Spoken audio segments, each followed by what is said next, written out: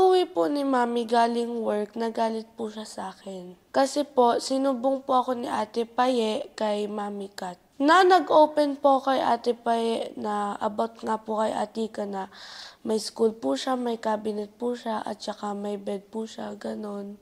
Nasa Asos-Lasos ka? Opo.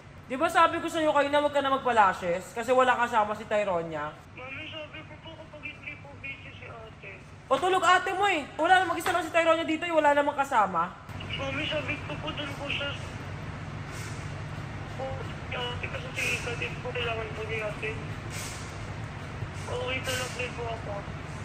Hindi, di ba dapat hindi ba dapat si Ika kasama lang ni Kiana, sinabi ko, na wag ka na, dito ka na lang, pag hindi naman busy ate mo, wag na, kasi alam ko may busy ate mo eh. Kasi tulog siya eh. Hindi mo naman pwedeng gisingin, kasi nga baka buntis si Papi. Alam mo na ginagawa yung kwarto ko, di ba?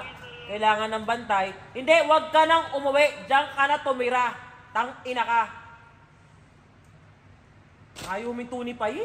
Ayaw niya huminto. Gusto talaga niya sa lagi yung bunot. O sige, putang ina, doon siya tumira. Magpapilik mata siya, buong katawan niya. Tinabihan ko na yan eh. Pwede ba yun? Sasabihin mo lang sa bata, doon lang siya sa kwarto. Hindi ko iniwanan yung anak ko ng galit. Ikaw, iwanan ko si Happy. Kasi sabi mo tatay niya, tsaka may ibang tao, pag galong-galong sa'yo sa kupulang dito. Diba? May trabaho ako eh. Ano ba naman yung putang ina? Magpaganda mo, pwede naman mag-glasses bukas ng faith na muna. Kung ano-ano yung nuunan ni Paye. Hindi ba asahan eh. Sabi ka dito sa labas, ba't dito kay Papi na lang? Pero pasok ko siya kanina, ayaw ko niya. Ba't tayo pumasok? Opo. Pinapinimay ako na po sa birthday ko. Tatlong beses O ko po. pagkahimay mo, bakit? Buong araw ka ba naghihimay? Buong umaga? Buti pala umuwi ako agad. Kailangan kita iniwanan na puro lalaki kasama, mga manggagawa pa dito. Hindi naman sila yung problema eh, wala naman silang kinalaman eh. Alam mo naman kung ano pinagdaanan ko sa buhay kung ba't ayoko iniwala ka ng lalaki ng kasama mo, di ba? Siyempre, titignan mo na naman ako ng ganyan. Sorry po, Mami, hindi na po mauulit.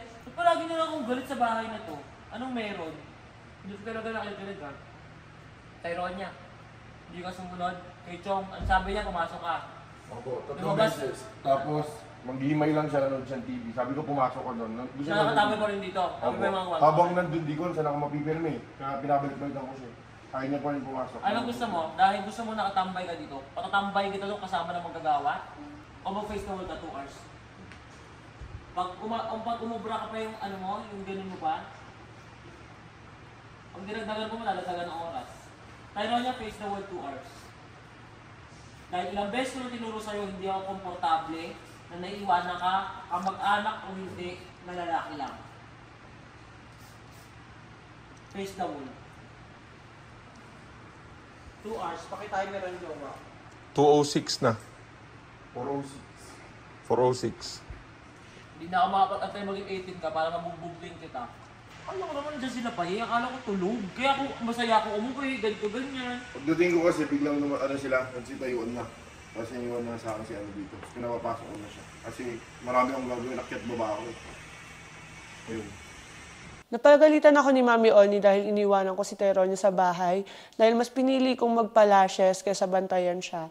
Kaya lang din naman ako nagpa-lashes noon kasi meron akong ganap kinabukasan. So ayoko naman magbuka akong pangit doon and syempre gusto ko maging maayos ako sa work. Sinasabi mo daw na nakakapala ka kay Ika dahil pinag-aaral ko na may cabinet pa. Face the wall, anak. May kama pa daw. Bakit nakakapala ka kay Ika? Ako nag-offer nun, din naman niya hiningi yun. Sumagot ka na naka-face the wall ka.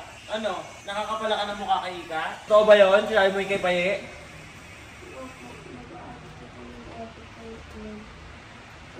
My God! Napakamata pobre mo. Taas naman tingin mo sa sarili mo, Tyronia. Bakit? Anak ka ba ng senator? Baka nakakalimutan mo paano ka binubuhay ng nanay mo. Kapumpukan, huwag kang masyadong ganyan. Hindi ba tinutrabaho ko?